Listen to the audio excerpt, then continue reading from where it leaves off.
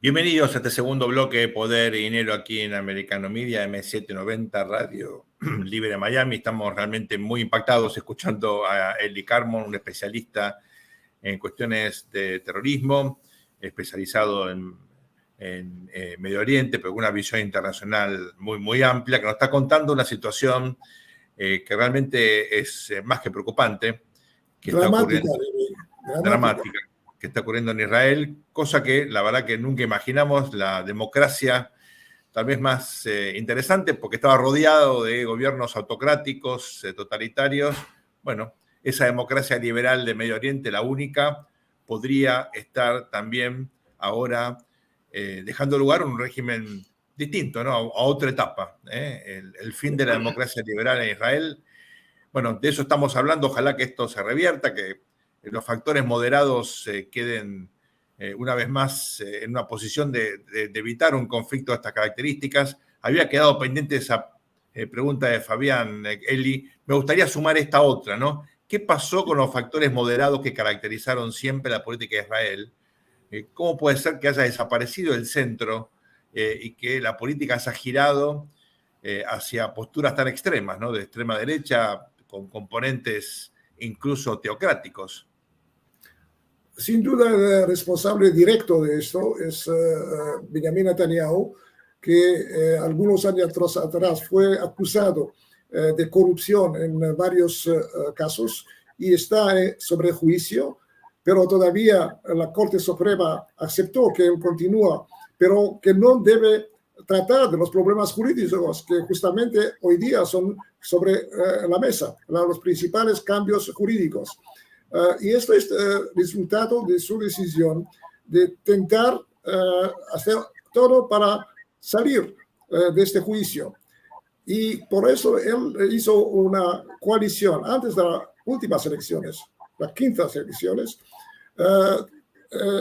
apoyando a los elementos más de extrema derecha, tanto del Partido Sionista Religioso como del pequeño, a la época, un pequeño partido o grupo de Ben Gvir, y perdió el control. De hecho, perdió el control porque hoy día no puede cambiar mucho. Si cambia, ya hay cambios, ya hay tensiones internas, él pierde la coalición. Entonces, para él es una decisión vital para su sobrevivencia política. Debemos también, creo, hablar de la influencia regional de todo lo que pasa en Israel, porque hay hoy día en Israel toda la clase de la tecnología avanzada de Israel.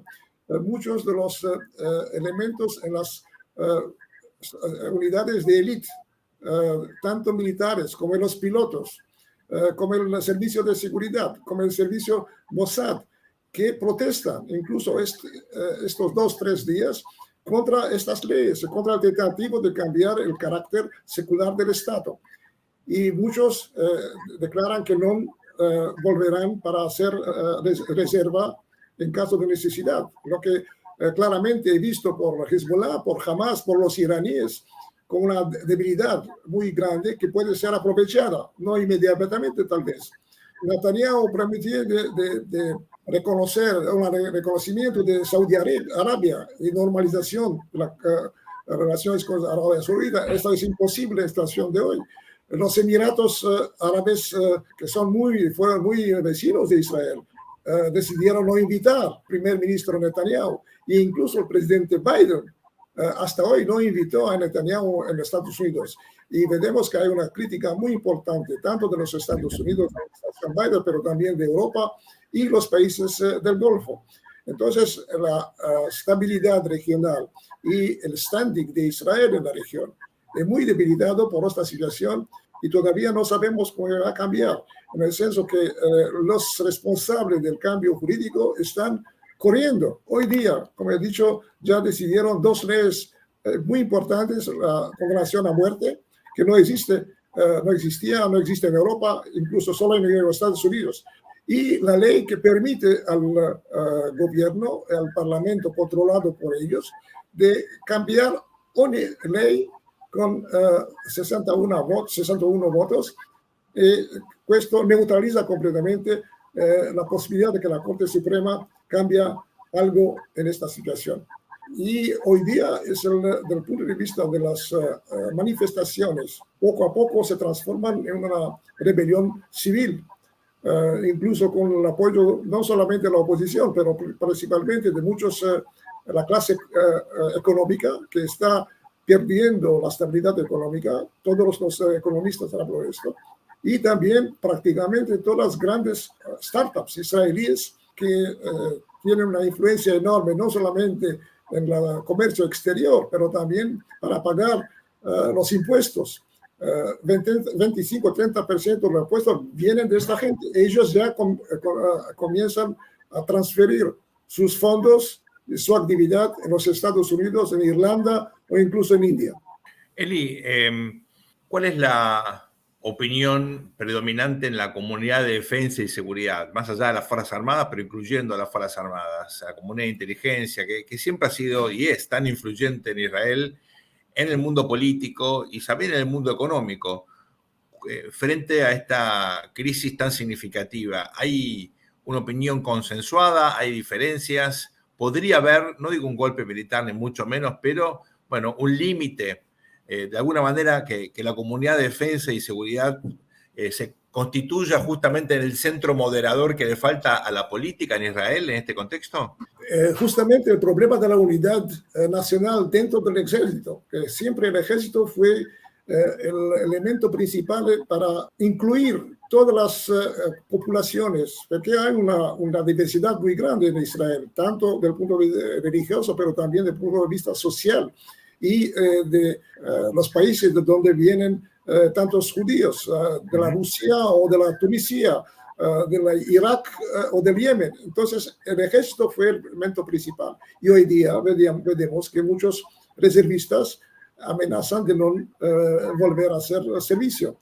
Y en los últimos meses vemos con 5 jefes del servicio de seguridad, 5 jefes del servicio de seguridad, ex jefes, y 5 jefes del Mossad.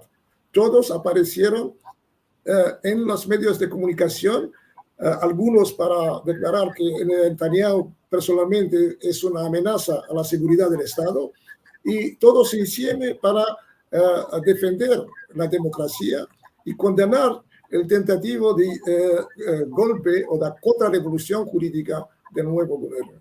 Eli, obviamente, digamos, la esperanza de uno es que un gobierno con una mayoría de 4 votos no pueda cambiar la esencia del Estado de Israel de 80 años, digamos. Me niego a creer que una coalición de una mayoría de 4 votos puede cambiar la esencia de Israel. Tiene que haber anticuerpos políticos, sociales.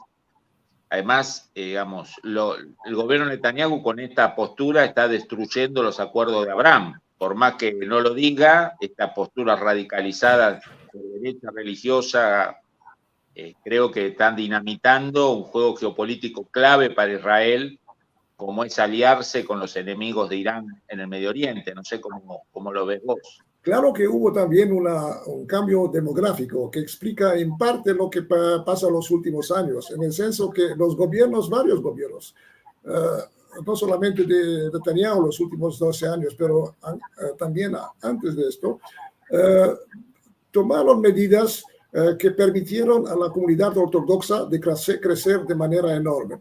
A través principalmente la ley que permitía a ellos de no